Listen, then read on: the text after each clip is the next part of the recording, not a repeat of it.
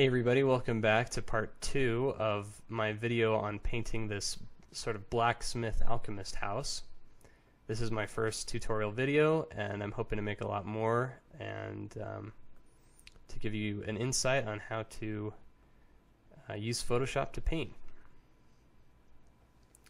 So I'm going to speed this process along and go back to my soft chalk brush, get things a little lighter. So I went up here to my colors that I mixed that I explained in the last video, and I'm just going to start, just lightening things up a little bit. It's okay if it goes over the outlines. I'll have time later to fix that, to make it look a little cleaner. You know, my style is a little bit, it's not super detailed. I really like to have that messy glob of paint look. I like it. I feel like it's got more of a natural look to it, which I'm always going after. And I think it especially goes well with this particular game, which is sort of a whimsical, fantasy adventure game. Okay. The other day, so I have to explain, I used to work on a Mac for years. I had an iMac and I loved it, and it just got too slow and I had to switch over. So I got a PC and I switched over and I moved everything over, and it was working pretty well. I had to get used to a lot of things. I had to change a lot of options that I had grown used to. And I sat down with a cup of tea one morning and knocked it over, and it flew everywhere, and it got all over the keyboard and all over the mouse and all over my prized drawing tablet. And I was terrified that it had been destroyed, and I grabbed it and tried to dry it off on my clothes and threw the mouse on the ground, and it was just everywhere, and it was a big mess. And I put everything out to dry, and luckily it still worked. So thankfully I was able to still do this video, because that was, that was just yesterday, and I don't think I would have been able to get a new tablet that quickly. Okay. So yeah, I'm just continually lightening this up. This is sort of right here on our workshop. I've decided to put sort of a board that's kind of supporting the opening here, and I'll put more detail onto that as we go along. So again, my opacity was at 70, but it's really more comfortable for me when it's right at about 82%. So I can, so when I put down a stroke, I'm getting a little bit of that color behind it, which really helps me mix the colors and get them just right. Okay, so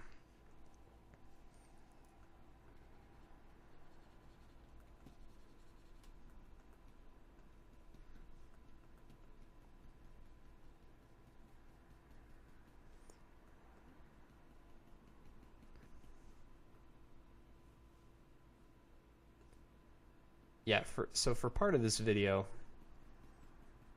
I'm going to do sort of a time lapse where you'll be able to see quickly how I do this, because it always takes longer than I think it's going to take. I thought, I'll do a little building, it'll take about 15 minutes, but obviously this is taking longer than I expected. And I've got a lot of things to talk about, but I don't want to get rambling on just this one video and bore you all to tears. So we'll go ahead and do the time lapse now.